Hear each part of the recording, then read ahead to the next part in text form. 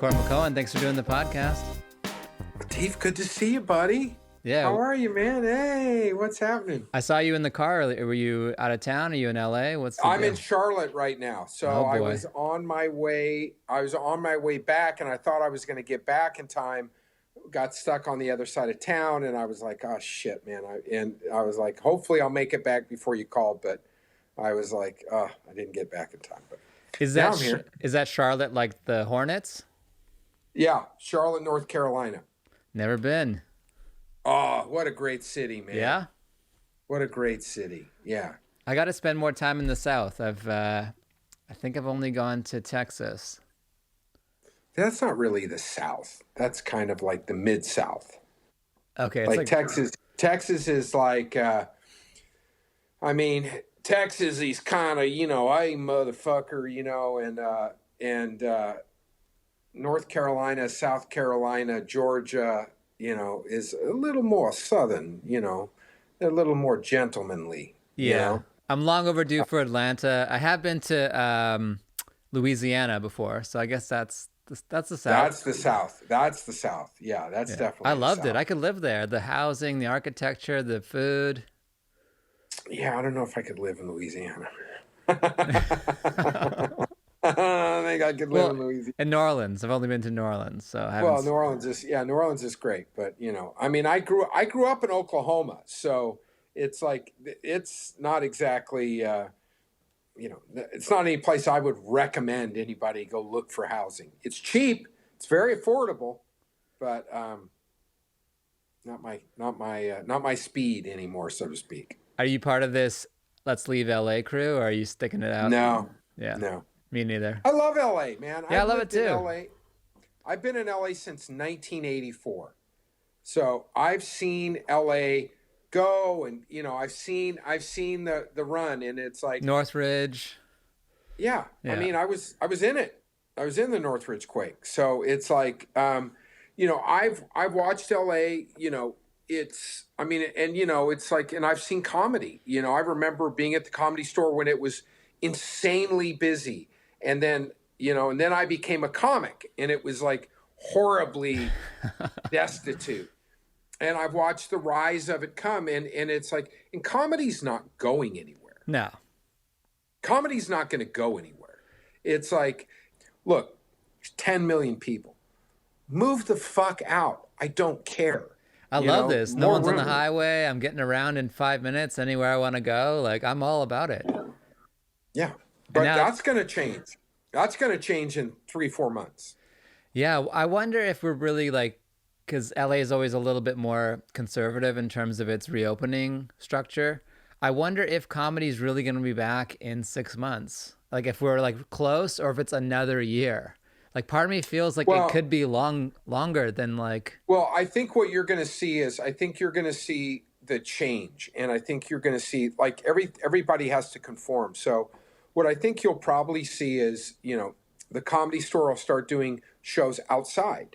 They'll open the parking lot, they'll build a stage, start doing shows out there, and it'll be great. It'll be outside. There'll be 200 people outside, and it'll they were going to do that back in, I think it was October, and they had gotten the okay from the city, and the health department closed it down. But they did announce 3 shows with no lineup. They just announced 3 shows, and they sold out in about 20 minutes. Yeah. Was that in La Jolla, or was that here? That was in LA. Oh, great. So they sold out in like 20 minutes, and there were like 100 plus tickets per show. And so when it comes back, it'll be back. Oh, so it's already kind of coming back. Yeah. I mean, it's when they get a chance to do shows. I mean, there's some great people doing shows, Jam in the Van, Nightcap. You did one. Yeah, right? I did a few. And then it was working. It was outside and separated. And then I thought this was going to be like the ramp up, and then it got worse. So we closed it down. Yeah. But, Yeah. And you'll start back up as it starts back up, as it starts to, we're starting to see some things open up. Outdoor dining's opening, Yeah. And I think the reality of it is, for me anyway, I can only speak for me, is my reality is I've made it a year without getting fucked up, without this shit. Some people have gotten it and have gotten, are okay. And, I'm glad to hear that, but we've lost some people too. We lost Jeff Scott, we've lost some people, and it's sad, and it's like, and so I don't want this to all be in vain, go, 14 months and then fucking get sick as fuck. And, it's just, I just, I'm hoping that we can, keep safe, keep doing, let's keep minding the P's and Q's before, I did the last show at the Comedy Store before it closed. So it was, I think it was Thursday night, March 12th was the last show. And it was weird. It was eerie. Like, it wasn't like you would feel it was ending in a way? Yeah, because so normally that night we would have a show in the original room, there would be a show in the main room, and then there would be a show in the belly room going on. And it would be packed, and there would be all this buzz going around it, and all this stuff. Well, because of COVID, it's like the main room was closed, the belly room was closed. And because they didn't want people, so the back bar was closed, the patio was closed. So it was kind of like you came in and you parked your car and there was like 3 cars in the parking lot. Oh, wow. The comic before you, the comic. So you came in, did your time. No one was standing in the hallway, and everybody fucking went home. And it's like, I wanted to go back to, yeah. I want it to be, I cool saw you there again. a couple times you did a few window sets, right? Oh, I did. Yeah. I mean, it's like I felt like a hooker in Amsterdam, just That's exactly what it felt shit. like. It's exactly what it felt like. But you know what? That was the closest thing that I got to do to, I don't, and again, I only speak for me. It feels weird to be standing in front of a bunch of cars. Yeah. That's just me. It's like, I understand that there is, listen, Tammy Joe has done a phenomenal job killing of it. creating these shows that are in front of parking lot, and Irvine's doing it. And, Bert Kreischer went on a tour of it. And it's like, and I get that they're great. It's just, I love my preference. I'm not saying I would not do it. I'm just saying my preference is to see the faces of the people. Yeah, it's the only way it's That's actually stand-up real. comedy. That's what it. Yeah, otherwise it's something else. Like, after the Comedy Bunker was kind of stopped, I started a Zoom show just to stay fresh and keep writing. Yeah. And it turned into something that I was like, I'm enjoying this, but it's kind of something different. Yeah, it's not the same thing. Yeah. It's not the same thing. Like, I do, I don't hide the fact that I'm sober, and so I do Zoom meetings all the fucking time, and so it's like, I understand it, and I understand but there's no, I mean, as far as, somebody's looking at porn while they're watching your stand-up I didn't even think about that.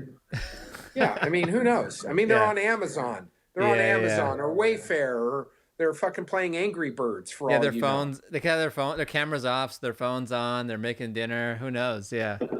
Yeah, and if their camera's on, you can only see, for all you know, I don't have pants on, and I do have pants on, but I'm just saying.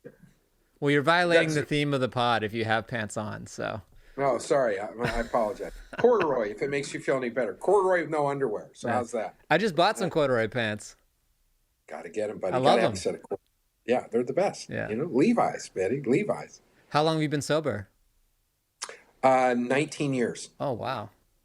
Yeah. I haven't drank in about 2 months, and I feel great. Like, I feel sharper. Like, my skin is better. Like, I might just stick with it. I feel like a better person. I feel like a better I'm thinner. person. I lost some weight. Yeah. Yeah. It has a It's lot of but destructive effects. Like there's a lot of, obviously with your friends, you can have a good time on it, or, but it can also yeah. be like life. It sets you back. Well, it's I look, I can only speak for me. It's like that's the one thing that I will say that it's like not, people a lot of times when people go, "Oh, you're sober." It's like, "Oh, and it's like, look, not everybody's an alcoholic. Just if you party a little too much, maybe you just party a little too much. I was a drug addict and an alcoholic. I wasn't I was shooting coke when I was 16. Okay. That's not your normal, that's not a normal guy, Right. you know. I mean, that's It's a just little not, different. I mean, Yeah. that's a little different, It's like, yeah, well, yeah, I fucking, I got drunk and I yelled at somebody. It's like, yeah, well, I tried to steal your car. It's like, it was different, Yeah. it was different, but it's been a long time, so I like it better, Because you were here personally. in the LA in the 80s, so that was like a whole Yes, I different was. level of partying and Oh yeah. like, Oh, it was a different. It was a different animal, yeah. so to speak. I mean, I remember the Roxbury when the Roxbury was a nightclub, which is now the Pink Taco on Sunset, and that was the Roxbury nightclub. And I had many, many, many a late, early morning at that nightclub in the 80s and 90s. Yeah. Yes. And then it was Miyagi's. And Yeah, now, after Roxbury, it was Miyagi's, yeah. and then it was Pink Taco. But before it was Roxbury, it was it was a Chinese restaurant. I can't remember the name of the Chinese restaurant, like the Golden or I can't remember. But there was a guy who used to do a night. This was like 1984, 1985, 86 in there. And he used to do a club upstairs at this restaurant. What was the name of that restaurant? I can't remember. It doesn't matter. Yeah. But he used to do a club called the Boss Club, and it was a Bruce Springsteen themed nightclub that he would do. I think it was Tuesday nights, and he would do this club up there, and it was fucking great, man. But it was another one of those. I I kind mean, I'm worried about Sunset Strip because it's like it used to be, when you're driving and you kind of almost get to the store and you're like you're still on Sunset and you're like there's a crappy apartment building and then there's like I like the dumpiness next to the nice and now all the old stuff is just being demolished and glass it's turning into like yeah, 56th Street in New York like it's yeah, I don't like it. it's getting more. But there's only that little corridor, so they can't. No one's gonna. They're not gonna take away. When you get down to the seedier part, past once you get past Doheny, and it's like there's that kind of seedy part of or right before Doheny. You know what I'm talking Yeah, about? yeah. Like where all the night, the whiskey and all those are always going to be like it's always going to be kind of the Viper Room and you can't build. They're not going to tear that place I down. hope not. Yeah. I worry they're gonna do what they did to the Comedy Store. They'll just keep building like a glass huge building right next to it, and then you'll just have like the whiskey, and then a huge apartment building, and then this, and then a Yeah. huge apartment building. Well, they had planned for years and years and years to put, where, the corner of La Cienega now, which is that big, huge glass building, Yeah, that they've been planning that for that was supposed to be a W hotel originally, and then ended up going down in Hollywood. But that was supposed to be the W, and they've been trying to tear down that House of Blues for forever, yeah. and so I mean those are the two that have really gone up. Those are but they're such monstrosities that like the next to the Comedy Store, is the Andaz, which was the Hyatt, Yeah, the Riot House for years, and then there was what's the Saddle Ranch, that used to be which is God now that like the hottest place. yeah, well they have all outdoors, right? Yeah, Yeah, and all the the TikTokers sat go there. oh, is that where they go? Yeah, it's like the hot thing is like you go by Saddle Ranch, it has like a line up around the block just to get in. Not just because it's outdoors. It's like the new thing. You're Oh, like really? they've adopted it as like the cool spot. It's so weird. Saddle Ranch, man. That was that was a place that was originally opened by Peter Fonda. Really? So yeah, Peter Fonda and Dwight Yoakam, and they opened that place up, and it was like a motorcycle hangout, and there was a motorcycle shop behind it. So like in the late '80s, when it was like when Harleys were like a really big, they kind of made a big comeback, and everybody was like, getting tattoos and riding Harleys, and that place was Roadhouse or something, Route 66, whatever it was, and that's what that place originally was. And then there was a bike shop behind it where they worked. Buddy of mine, Nick, used to work there, and it was a Harley shop. So they worked on motorcycles. It was kind of a cool place. And then there was a fire that, Oh yeah. a suspicious fire. Before everyone had a camera in in their pocket when you could Yeah, just light things up. exactly. Yeah, exactly. But it was a fire. Insurance paid for it. Yeah. So. I just saw Easy Rider recently. Like what a great movie. I had no Yeah. idea like Nicholson was in it. It was so Oh yeah. dark and fun and Yeah, that was kind of his thing. I want to say, I can't remember the name. There was a name of it. It was kind of, but it was, Peter Fonda from Easy. He wanted this bike shop, bike place, and that's what they opened up. yeah. It was cool. I started getting the itch to like get on a motorcycle and like learn it. I don't know if it's because I'm getting older or I'm just bored and need something to do, but I rode a dirt bike as a kid, but a friend of mine just got like a motorcycle, and I'm like, maybe I should learn how to ride. That would be fun. But it's also like the most dangerous, life-threatening thing you could do in LA. I mean, it's not bad. I have a bike. I've ridden a bike for Oh, you do? years, but yeah, but it's like I don't. I mostly ride it from my house to the Comedy Store. But what was crazy is during COVID, when everyone was really locked down, like by like mid-April, and there was nobody on the streets. Like you Yeah, I could remember drive that. down. That It was was a awesome. ghost town, Yeah. and I would get on my motorcycle and take off and ride for hours, and it was like the best because there was nobody on the road. What do you ride? I ride a Honda. It's called a Shadow VT 1100. Okay. It looks kind of like an old Indian or an old Harley. Yeah, yeah. It's got like the what you call it, foot plates, and it's got big wide beach bars. It's great, loud as fuck, but I grew up liking those Honda CBR 600s or yeah, 900s, but I yeah, don't even know what I would try now. yeah, I probably just ride my buddies around the block and be like, all right, I figured it out, and then see what yeah, happens. yeah. Just go get a Triumph A Bonneville. They're the Triumph, best. yeah, that would work. That's a great bike. Triumph makes great bikes. Yeah. I usually Google the guest before we start, and I Googled you, and the first thing that came up, it said American actor. And I was like, it totally fits you because you seem like an all-American guy for it to say American actor. And you Does have it a lot of say that? history in I TV. haven't Like, Googled. I haven't Googled myself in a long time. I should do that sometime. yeah. Um, um, yeah. Well, I mean, that's how I started. Okay. I came out here in '84. I came out to California in '84, and I was going to school in Oklahoma. I was at Oklahoma State in Stillwater, and I was studying radio, television, and film. I was like a radio DJ, and I was basically a party animal. But I was not doing well in school, and I came out for a vacation to LA to visit a buddy of mine during the Summer Olympics in '84. So I came out to check out the Summer Olympics and see my friend Larry and hang out. And I Good was old going to Larry. spend good old Larry, man. Um, and I ended up getting a job the next day as John Stamos' photo double on a TV series. Hey, that's a nice compliment. Yeah. So and I never left.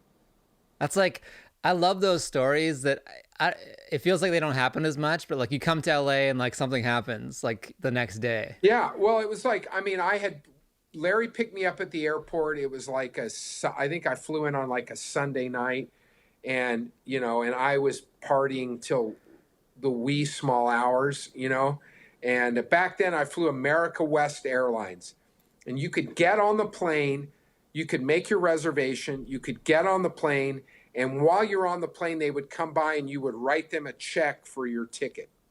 Oh my God. And it was free drinks. You didn't pay for drinks on the plane.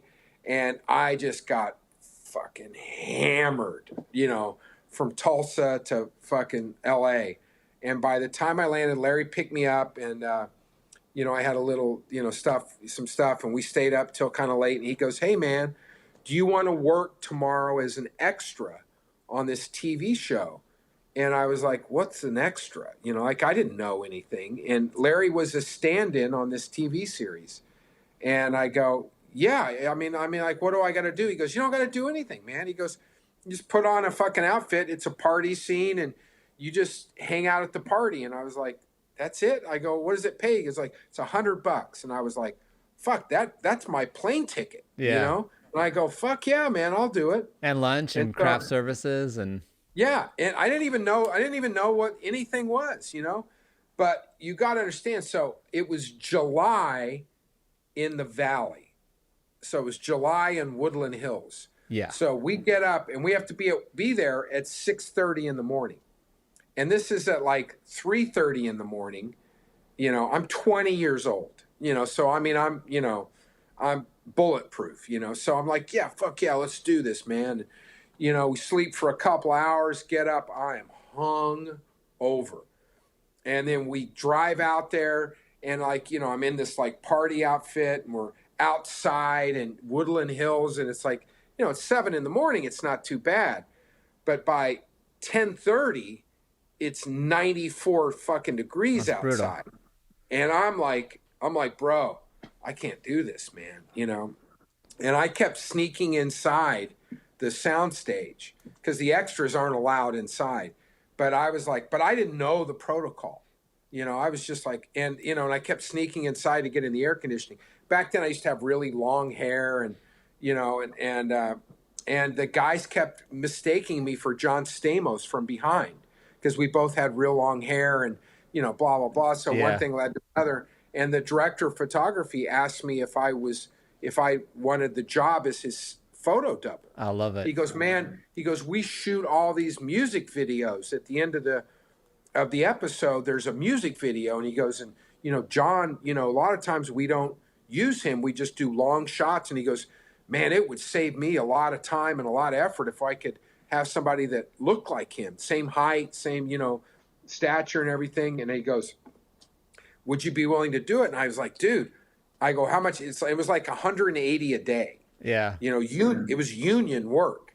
And I was like, "Fuck, man." I go, "I'm going to be here for 10 days. I'm like, I could make that's more money than I make in like 2 months in Right. Oklahoma." And that's in the 80s, right? That's like, Yeah, 1984. yeah, Yeah. $100 in the 80s is like $1,000 today. Yeah. So it was like all this crazy money. And I was like, "Yeah, man, I'm going to be here for 10 days. He goes, "I need someone for 10 weeks.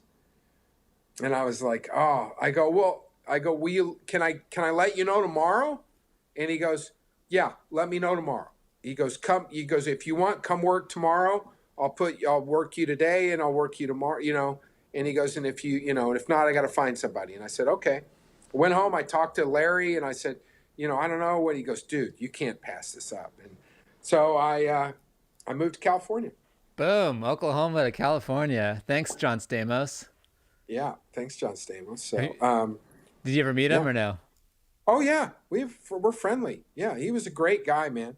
He was a really nice guy. Oh, that's Super awesome. sweet guy. Yeah. The other thing I saw when I Googled you was you did some comedy work for Playboy. Well, I was the morning show host of Playboy Radio. Playboy Radio. Okay. So Playboy used to be, they used to have they had 2 porn stars that did XM radio. So they kind of like, it was called Night Calls or something. And it was, it was exactly what it sounds like. And so when Playboy got a deal with Sirius, and Sirius was giving them a channel, this was after Howard Stern was on Sirius, and they were really, competing with XM. And so Sirius had launched, and they were giving Playboy a channel, and Playboy decided that they needed to do 24 hours of programming, so they were going to have their own morning show. So it was called the Playboy Morning Show, and it was me and a guy named Kevin Kline, who The I actor? think no, this guy Kevin Kline, he was a radio guy out in New York, Okay. and it was me and him. Were the first year they launched, I did the show with Kevin. I was the co-host with Kevin. Kevin was a radio guy. I was the comic, relief for the show, and we co-hosted that show for a year. And he was, and then they replaced me with a girl. Okay. They wanted, smart. It was a very wise decision of theirs. And to be completely honest, I hated it.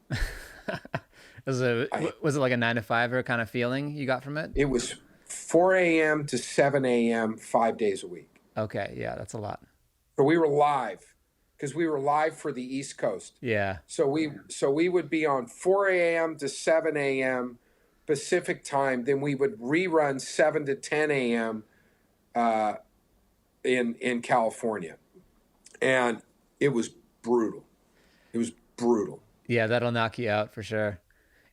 It Yeah, falls right and I into a had lot of Playboy's like history of like they actually have deep roots in comedy. Like a lot of their early clubs showcased a lot of comedians like Woody Allen and Bill Cosby and all these other ones. I guess for everybody. So well, that's why before I ever did Playboy Radio, I pitched Playboy a show called the Playboy Comedy Tour.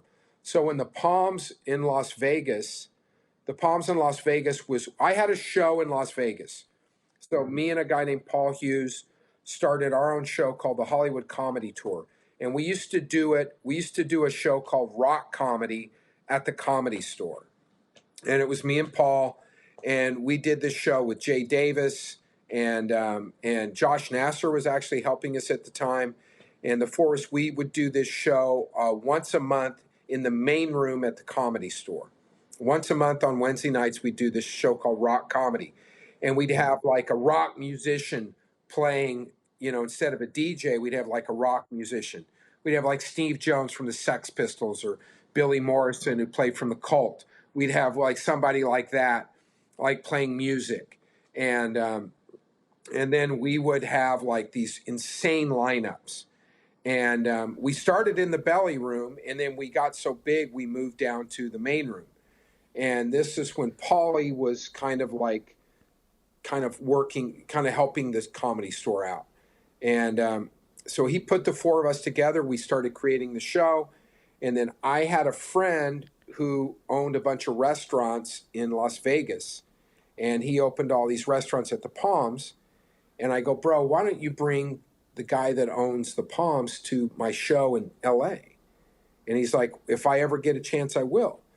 And so this one night he brought him to the show, and he called me up the next day and he goes, come to Vegas. I want to talk to you about doing a show. So I flew to nice. Vegas. Paul and I flew to Vegas on a Wednesday, that was on Wednesday night. On Sunday, we flew to Vegas. Monday morning, we signed a deal for a year. And we did the show called the Hollywood Comedy Tour, and we did it for a year. We did once a month. We would do 2 shows on a Saturday night. Then the second year, we started doing 2 shows Friday, 2 shows Saturday. And then the show, it did really good the first year. The second year, it did pretty good. Mm-hmm. But then I heard they were building a Playboy club. So they were building the first Playboy club in like Who knows 30 how years. long? Yeah, yeah. And they were building it in the Palms. So I knew Playboy's roots in comedy, because the Playboy clubs were the comedy clubs of the 70s. So it's where Steve Martin would perform. It's where, Don Rickles, it's like, they had Playboy After Dark, Yeah. it's like it's Lenny Bruce, Yeah. all these guys. That's where they performed, was Playboy Jay clubs all Leno. over the country. Yeah. Yeah. And so I got an invitation to one of Hugh Hefner's birthday parties at the mansion. And I got there and I met the guy that was the head of Playboy Entertainment. And this guy, Jim Griffiths, was a wonderful guy, man. And I told Jim, I go, I got an idea for something. And he's like, what's the idea? And I kind of laid this out. And he's like, well, that's a great idea. He goes, come meet me at the office on Tuesday. So I went in and I pitched him this idea of like, why don't we create a comedy club in the Palms? We'll call it the Playboy Comedy Tour. We'll have a jazz trio that will be like the band, mm-hmm. and we'll bring in playmates. We'll have playmates there. They'll sign autographs, and we'll do this thing, and we'll have this comedy show. We'll make this event. And I ran for 8 years at the Palms doing that. Wow, that's a long run. Yeah, so we started out doing Friday night, Saturday night. Then it was like, and then by the second year, we were doing Thursday, Friday, Saturday every week. It was a full-on club. Yeah, that's pretty much as close to a club as you'd ever want to get, I imagine. Yeah. And the Palms is a great hotel for it, because it's kind of off the strip. There's a younger crowd. It's kind of a destination to go somewhere. Well, when we started there, it was 2003, mm-hmm. and that was at the height. There were nights. I remember one night we had Sacha Baron Cohen, Flea, and Anthony Kiedis all at one table, and I remember Jimmy Kimmel and John Krasinski came one night together. We had, it was a crazy, that place was crazy. It was insane. And it's where Rogan first, when Rogan was doing UFC, we got Rogan to come in and do this Friday nights before the Saturday night fights. Nice. We would give him a room and do the shows. We had some insane nights there. Jim Jeffries, Patrice O'Neill, Nick DiPaolo, Sebastian's first headlining shows. It was insane. That place was insane. You should bring it back.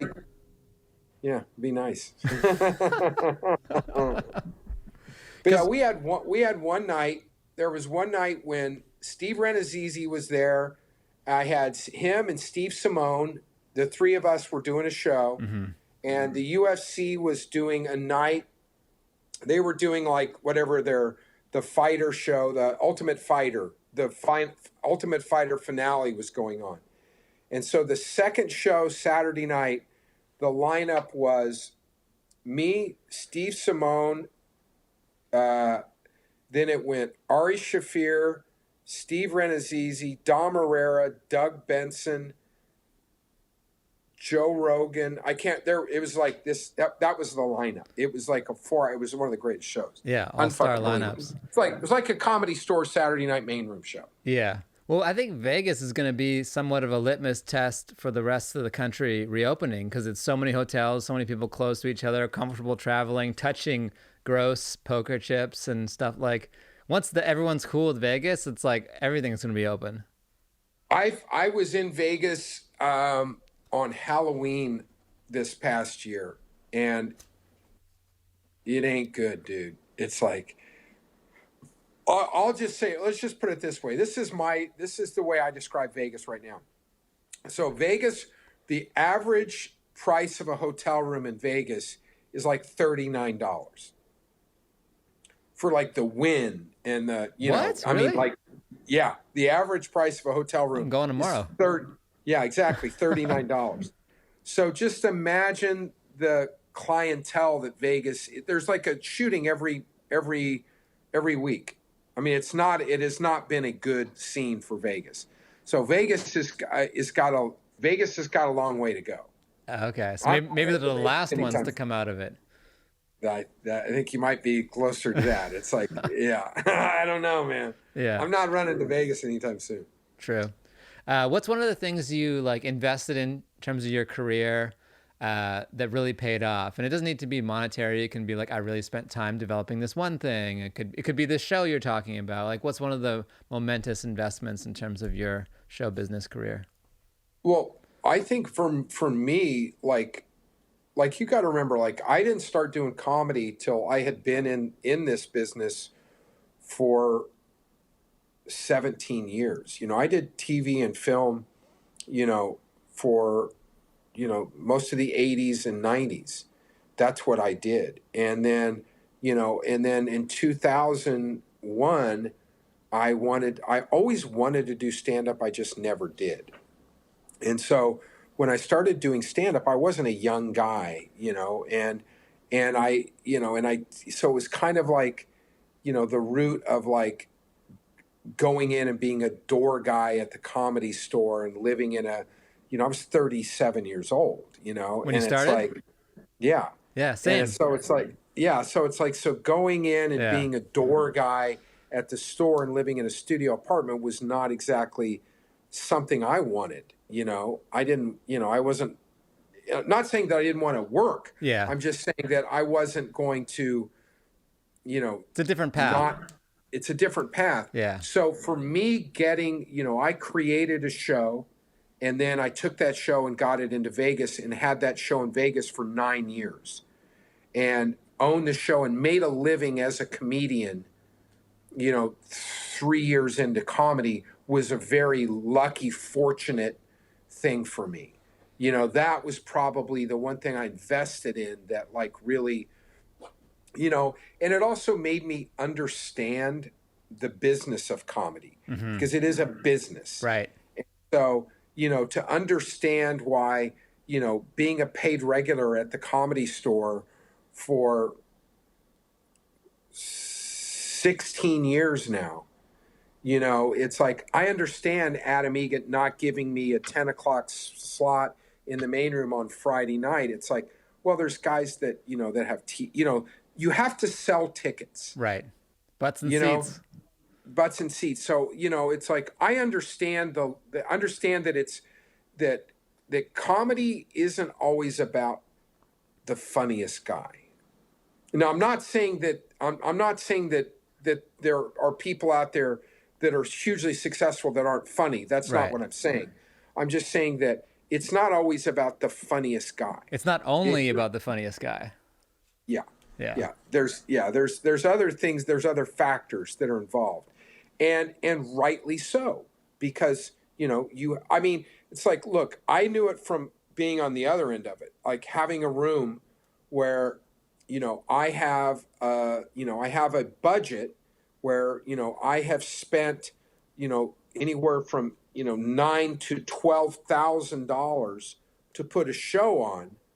And I got to sell tickets to cover the cost or I don't get to keep my show.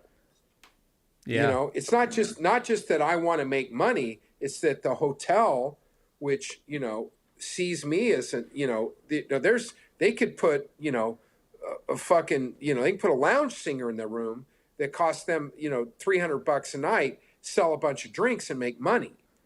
If I don't make money every week, then I'm not staying. Yeah. So I would have friends at the Comedy Store, that were comics that I thought were hysterical comedians. And I'm like, bro, you don't sell tickets. Like I can't, and then I'd have someone that maybe isn't my cup of tea, maybe I don't find funny, and have them, come in and, headline a show that I'm not particularly laughing at, but it's full. Yeah. And it's making money, But I was lucky enough that, like, I did bring a lot of people, like Christina P., like fucking Pazitsky. She was like her and Sarah, Tiana, and, there are other people that were my regular MC. I would fly out, pay well, and, Yeah. You can work them in here and there. The ones you love. Yeah. Yeah. And then I have people that are still angry at me to this day, Yeah. It's And part of it's running like- a show. It's like you have to balance all these different things, and it's part of being a comedian is like asking people to be on their shows or asking for what you want. But it's also like when you're on the other side of it, First of all, I have to say that story makes me feel amazing because I did the same thing except with music. I was in music, writing songs and producing and doing that stuff. And then I always wanted to do comedy. I was always around comedy. My girlfriend was a waitress at the Comedy Cellar, so I'd be there all the time. I was the door guy there one night for their New Year's party, and people Yeah. always told me I should do it. And then when I finally did it, I was like, well, let me start a show because then it'll just be a good way to like actually learn the business side of it. Yeah. Yeah. It's the best. It's the best way. And it also gets you connected with comedians. And Right. it's like, and listen, not blowing smoke up your ass, but you run a really good show. Oh, thanks. Like your show has always been one of my favorite shows like to do. And it's like, and when you find a show like that, you don't want to ask a lot because you don't want to be the guy that's like, oh, I want to be on your show. It's like you ask in a relatively right amount of time. Yeah. You don't go up and, you don't do it. And then 2 weeks later go, oh man, when's the next show? Yeah. It's Yeah. like, well, you were just on my fucking show. And Yeah. you don't want it because I know what it's like to be in your position. And I don't want to be the guy that's like, oh man, Court's fucking asking again. Right. It's like, I don't want to be that guy because I know what that feels like. But also, you're also coming, and I have to say, you are always destroying. So it's like that also, Well, but- when you come and do really well, and like it also makes you want to have that person back. You don't always have to. You can come and try new stuff and all that, but like, Yeah.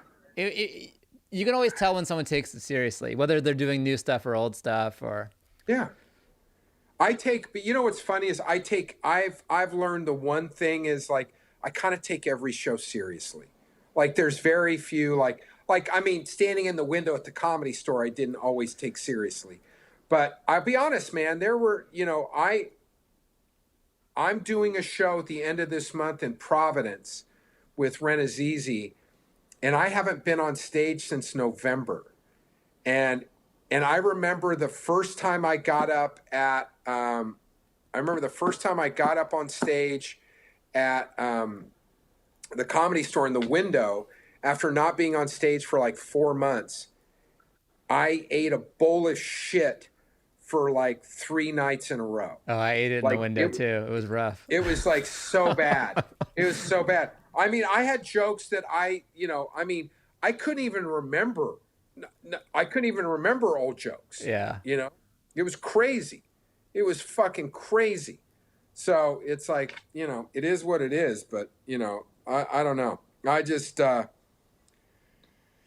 don't know. I miss it. I miss it so much. Like, I just miss the fuck out of doing stand-up. Yeah. I started getting a little bit depressed about it because then luckily there's some outdoor shows coming back. So I was like, at least I can start doing those. But like, it was just like, okay, so what's going on now? I started being like, just questioning our reality because I spend so much time at home now where I'm like, okay, I'm doing a podcast and I'm doing an online show and I'm just like manipulating different clicks of my computer and I started to like lose it.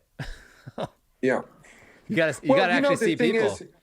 Yeah, it's like, I remember when the Comedy Store, I was real lucky because the Comedy Store opened back up for outdoor dining and I kind of started showing up. And then, then they were doing the Kill Tony podcast there and they were doing, we were doing Roast Battle and I was going in and judging Roast Battle and, doing those things. So I was kind of like, oh, I'm fine. It felt good to be there. And then they started talking about doing stand-up in the window. And I was like, no. And then I finally did it and it was awful. But I was like, I started seeing some of the comics that I have a lot of respect for, Laura Bites and, JF Harris and, some of the people I love, I love these guys, And I was like, I got to start doing this. I got to start coming every night and I got to start working on 5 minutes of, whatever. Yeah. And the hang is good. Hang is great. Yeah. And then the Comedy Store documentary came out. And I was lucky enough to be in that documentary. And so I was in there was 5 episodes and I was in 3 of them. Yeah, I saw that. Congrats. Thank you. And it was it was so fun to go there on Sunday nights and Ross and everybody would show up and we would all hang out and it was like, oh, this is starting to feel great again. And, and then we got closed back down. Yeah. And I was like, fuck, and I was talking to Curtis and, who's the GM there. And I was like, when's it, now that outdoor dining's back, is the Comedy Store coming back? And he goes, yeah, we're kind of waiting to, Yeah. you You don't want to stop too many times. You kind of want to like see no, what's yeah. So I think they're probably smart to wait a little bit longer and, and see, and hopefully it'll be back when it's all back. totally. What's the opposite of the question I just asked? Like something you're like, I'm going to invest in this one thing. We're going to do it. And it just was not for you. It just didn't give you the payoff you wanted. Um, wow. I don't know. I don't know that I would say there's anything I've done that doesn't have some type of payoff. If nothing else, like that was a bad idea. Like creatively, I'm, a bad idea? um, yeah, I don't think there's anything that's creatively bad. I think if you, I just, it's like, I think it was, I can't, it's like, it's just like even bombing is good. Like even going up and eating shit is, I learned something from it.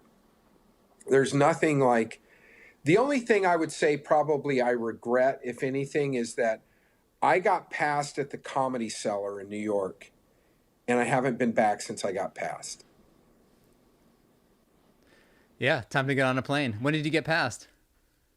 Like 2 years ago, Okay. like maybe longer, Yeah. Yeah. like maybe longer. I mean, it's been a long time. Like Esty probably has no memory of me ever being there. I You sure know, remember you. Just get on a plane. Some people maybe have yeah, quit. There'll be a space for you. yeah. Who knows? But but that's probably my biggest regret. But it's like I love doing stand up in New York. I mean, Amy and Emilio at New York Comedy I Club, love New York just Comedy I, Club. I Oh, love them. I love them. Fucking, Patrick over at the Stand is just such a fucking great guy, but I have known Rich Voss and Bobby Kelly and Dove, and I've known those guys. Colin, I've known those guys for almost 20 years. hmm, You know, so that's kind of what I love about going to New York, yeah. is seeing those guys. And so it's like, I am an LA comic. It's where I started. I started at the Comedy Store. It's my home. I don't really get a lot of spots at the Hollywood Improv.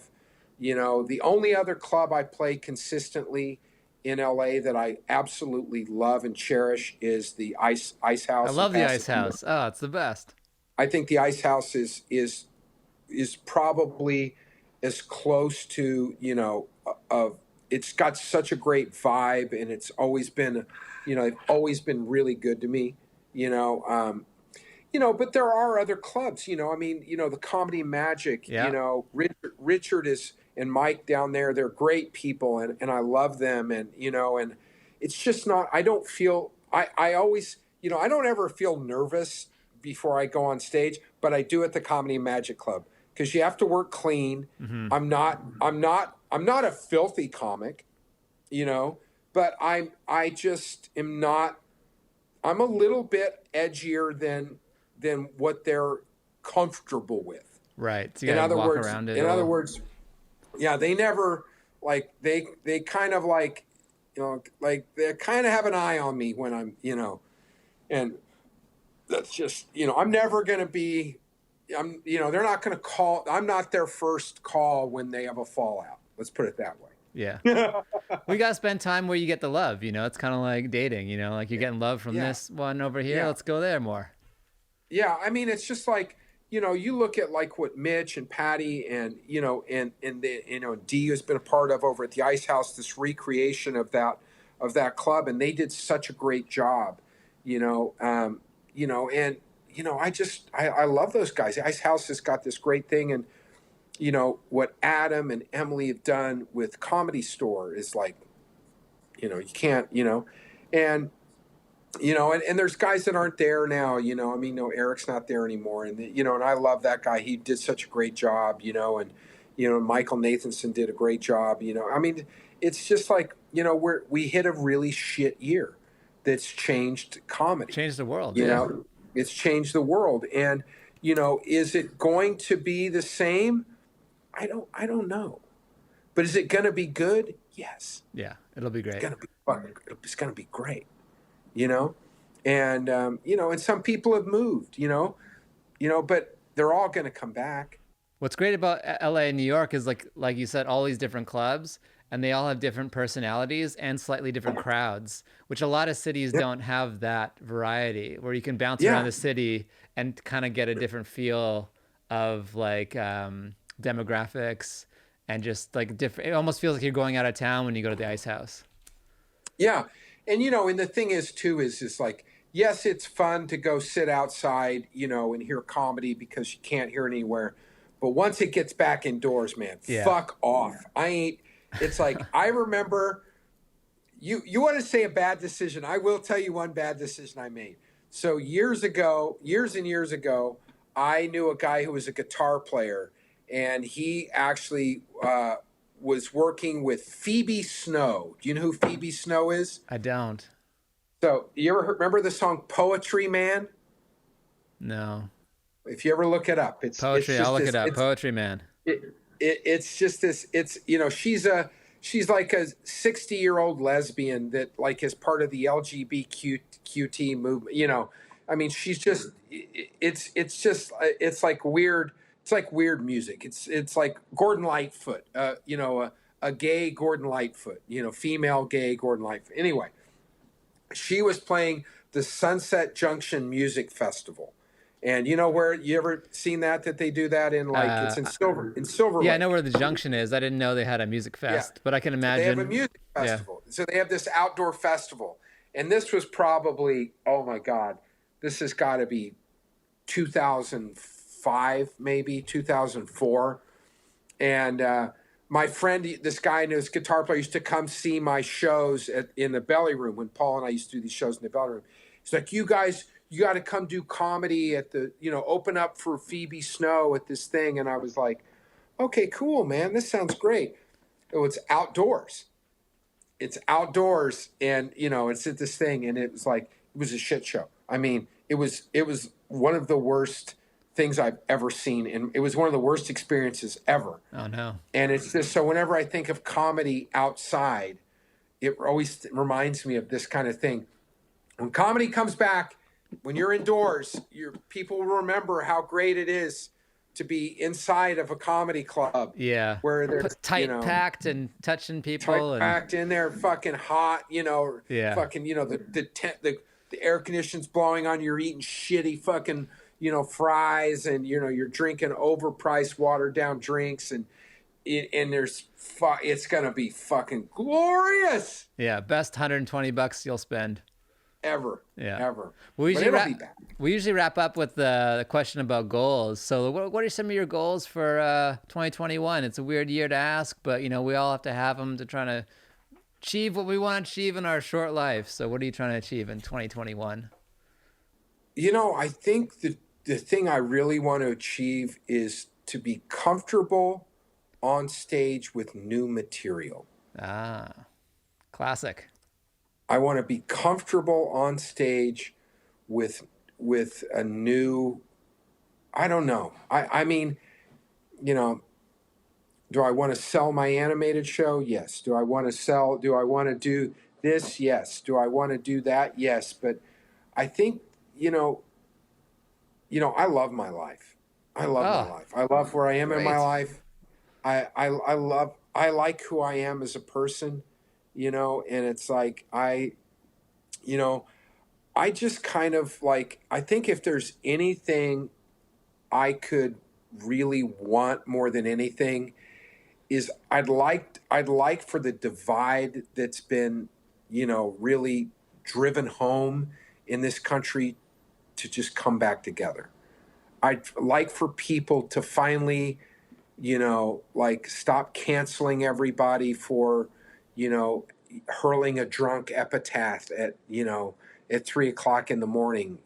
I'd like to see, people that have different political opinions have discussions about them and not fights. And I'd like for us to start kind of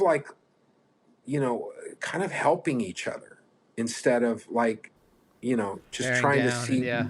Yeah, because, I am a firm believer that if you want to feel really good, give something away. It's like it feels a lot better than getting something. Yeah, it's a Chinese proverb. You got to give before you receive. Yeah, but I'm just saying it's like if you want to feel good, give something away. Yeah, And I'll tell you, it feels a lot better than getting something. It totally. really does. Yeah, That's my. it's That's it's just. it's a cliche, but it's true. It's people saying it because it's real. What a way to end! Bring the country together. Cort McCown, thank you so much for coming on today. You've Buddy, thank re-inspired you. me. I'm inspired by your story. It was such a great one.